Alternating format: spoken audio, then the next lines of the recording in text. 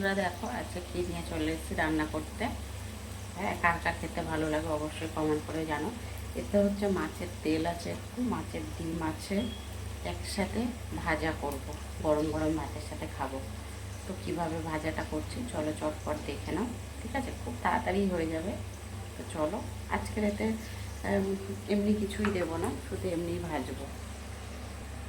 দেখো কড়ায় তেল দেওয়া হয়ে গেছে, গ্যাসটা না কম করে দিলাম,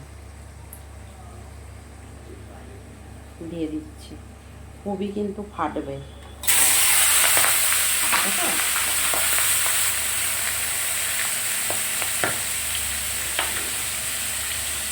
একটু বেশি করে পেঁয়াজ কুচি দিয়ে দিলাম।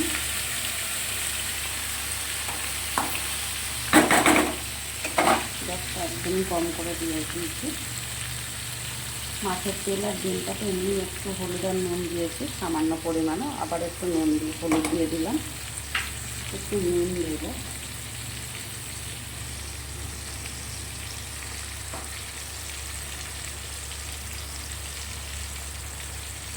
কয়েকটা কাঁচা লঙ্কা কুচিয়ে দিয়ে দেবো। অনেকটাই ভাজা হয়ে যাচ্ছে। এবার আমি একটু আদা জিরে বাটা দিলাম, রসুন বাটাও দিয়ে দিয়েছি, আর বেশি কিছু দেবো।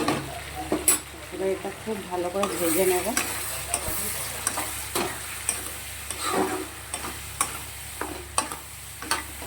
গ্যাসটা এখন আর কম করবো না।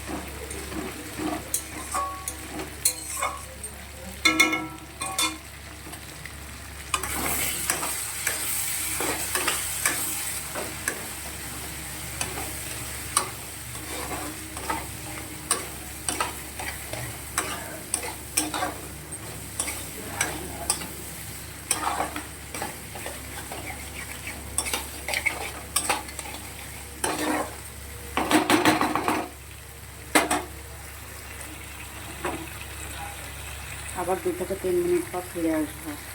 দেখো মাছের তেলটা কিন্তু অনেকক্ষণ ধরে, প্রায় 10 থেকে 15 মিনিট ধরে একদম গ্যাস কম করে দিয়ে মশলাটা দেওয়ার পরে হচ্ছে ভেজেছি। দেখো ভাজা ভাজা হয়েও গেছে, বেশ লাল লাল করে কিন্তু ভেজে নিয়েছি। এবার গরম গরম ভাতের সাথে খাওয়া হবে। এটা কিন্তু আগে থেকে ভেজে রাখলে হবে না, মানে যখন খেতে বসবে তার কিছু সময় আগে ভাজলে কিন্তু তবেই টেস্টটা বুঝতে পারবে। এখন গরম গরম ভাতের সাথে খাওয়া হবে।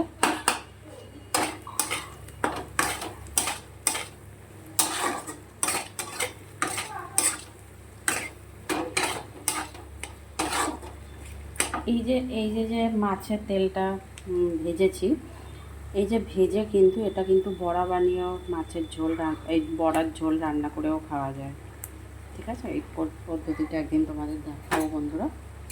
মাছের তেল কীভাবে ভেজে বড়া ভেজে ঝোল রান্না করে খাওয়া, দারুণ টেস্ট লাগে।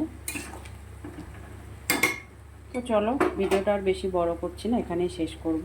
কে কোথা থেকে আমার ভিডিও দেখছো অবশ্যই কমেন্ট বক্সে জানিয়ে যেও। যারা আমার ইউটিউব চ্যানেলে দেখছো একটা সাবস্ক্রাইব করে পাশে থেকো, আর যারা ফেসবুকে দেখছো একটা ফলো করে সাথে থেকো। তত সময়ের জন্য আবার ছোট্ট একটা ভিডিও নিয়ে আসবো। তত সময়ের জন্য সবাই খুব ভালো থাকো, সুস্থ থাকো। আবার পরে কথা হবে পরবর্তী ভিডিওতে। কেমন, সবাইকে অনেক অনেক ভালোবাসার সাথে টাটা। টাটা বন্ধুরা।